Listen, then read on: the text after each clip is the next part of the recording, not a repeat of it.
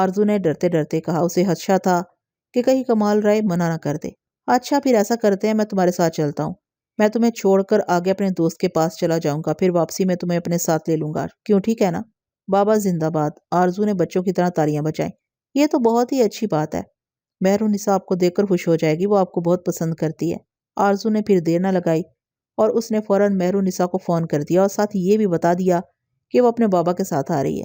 یہ سن کر مہرالنساء واقعی خوش ہو گئی۔ آرزو پھر رات کا کھانا کھا کر جانا۔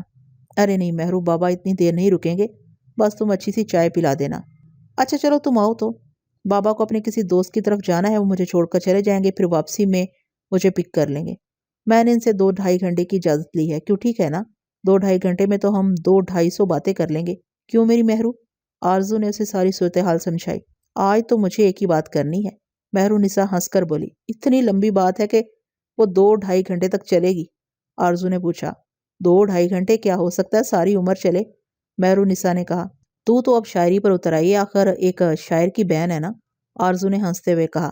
وہ شاعر صاحب گھر پر ہی ہیں، مہرالنساء نے مطلع کیا۔ کہیں تو نے میرے آنے کا تو نہیں بتا دیا؟ آرزو زور سے ہنسی۔ بتایا تو نہیں، تو کہے تو بتا دوں؟ مہرالنساء نے چھیڑا۔ بتا دے، مجھے کیا؟ آرزو نے یہ بات ایک خاص لگاوٹ سے کہی۔ بھائی وہ آ رہی ہے، مہرالنساء نے چلا کر کہا۔ او بے وقوف، کیا کر رہی ہے، تجھے شرم نہیں آتی؟ آرزو نے اسے ڈانٹ کر کہا۔ بس ہمت دے گئی جواب، مہرالنساء بولی۔ ہاں بھئی، ایسی بہادری میں کیا رکھا ہے؟ اچھا مہرو، میں پھر آ رہی ہوں، جلدی آ، ہم تیرا انتظار کر رہے ہیں۔ مہرالنساء کے لہجے میں شرارت تھی۔ آرزو نے خدا حافظ کہہ کر ریسیور رکھا اور واش روم میں گھس گئی۔ آج وہ خاص توجہ سے تیار ہوئی۔ جب وہ تیار ہو کر کمرے سے نکلی تو اسے ستارہ راہدری میں آتی ہوئی نظر آئی۔ اس کے ہاتھ میں چائے کی ٹرے تھی۔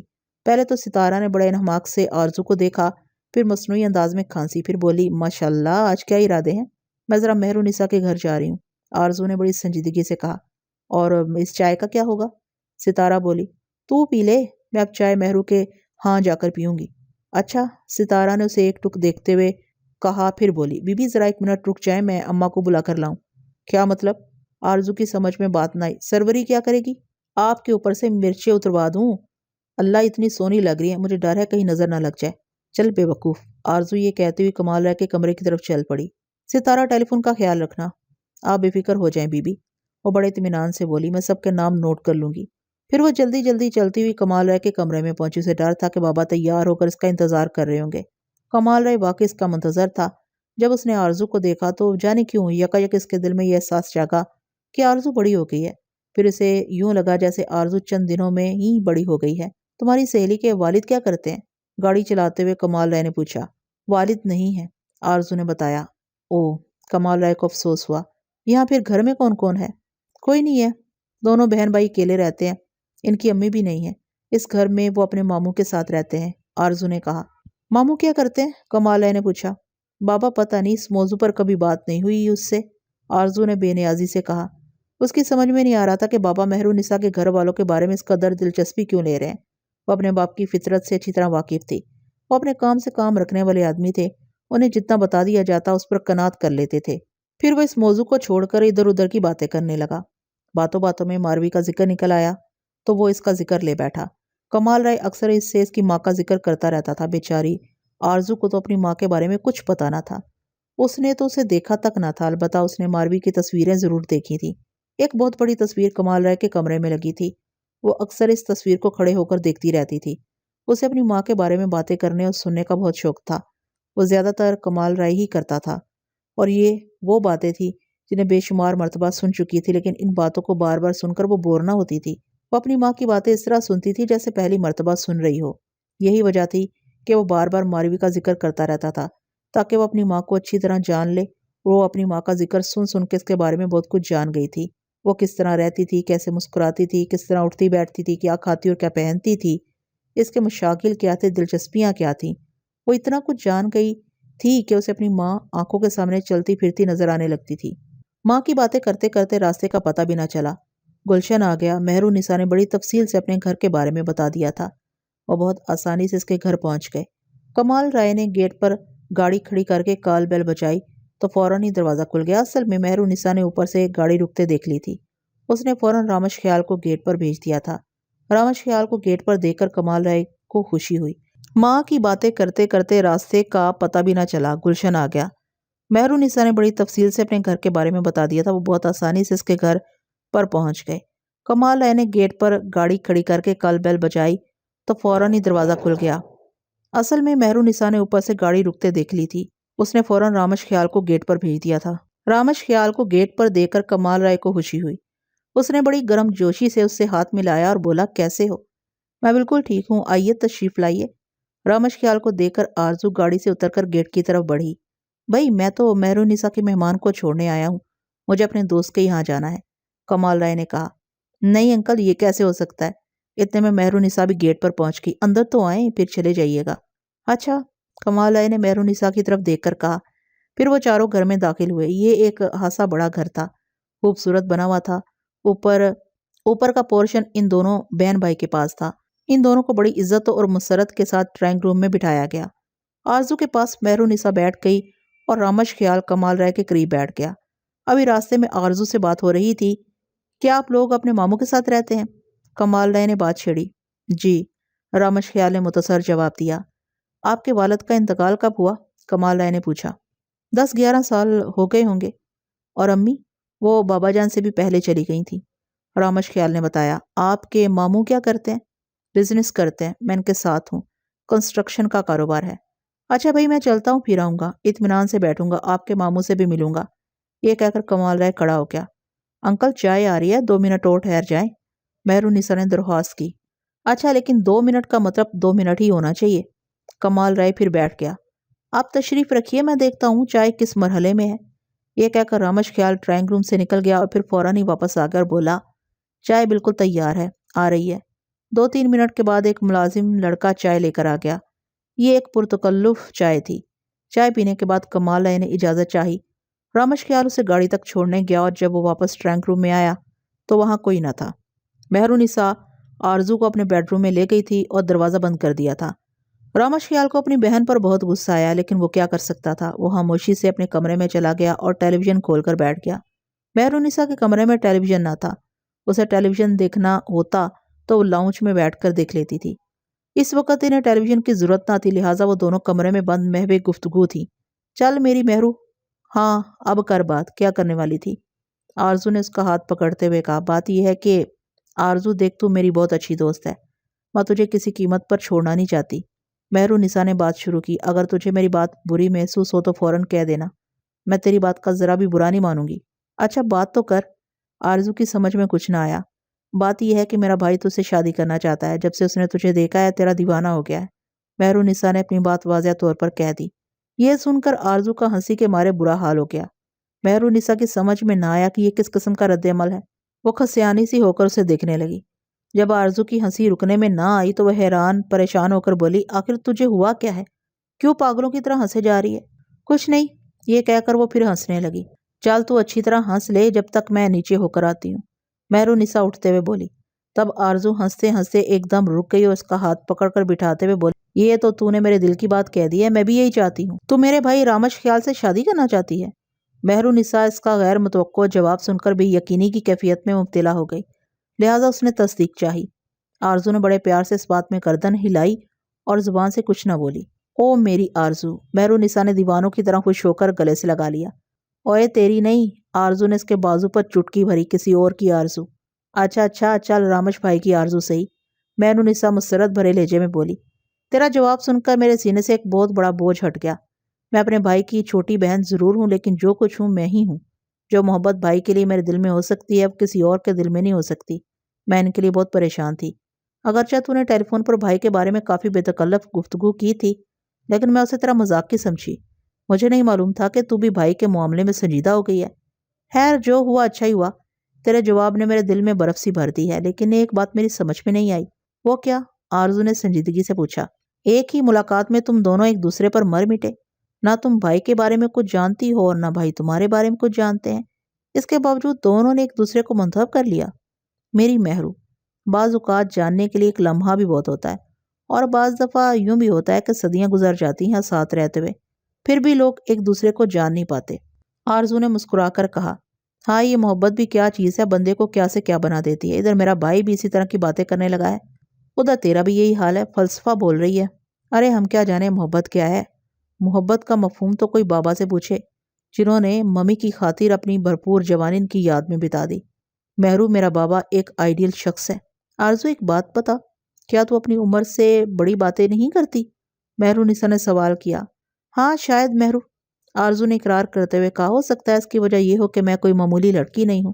یہ میں تکبر کی بات نہیں کر رہی، میرے کہنے کا مطلب یہ ہے کہ میں کوئی عام سی لڑکی نہیں ہوں۔ میں بہت حساس لڑکی ہوں، ذہین ہوں، اور میرا مشاہدہ بہت تیز ہے۔ میرا بچپن ایک غیر معمولی ماحول میں گزرا ہے۔ بچپن سے جوانی کا سفر بھی کوئی عام سا سفر نہیں۔ آج بھی غیر معمولی حالات سے دوچار ہوں۔ سچی بات یہ ہے کہ سبھی مجھے میری بڑی بڑی باتوں پر ٹوکتے رہتے ہیں۔ میری دادی جان مجھے دادی اماں کہہ کر پکارتی رہی ہیں۔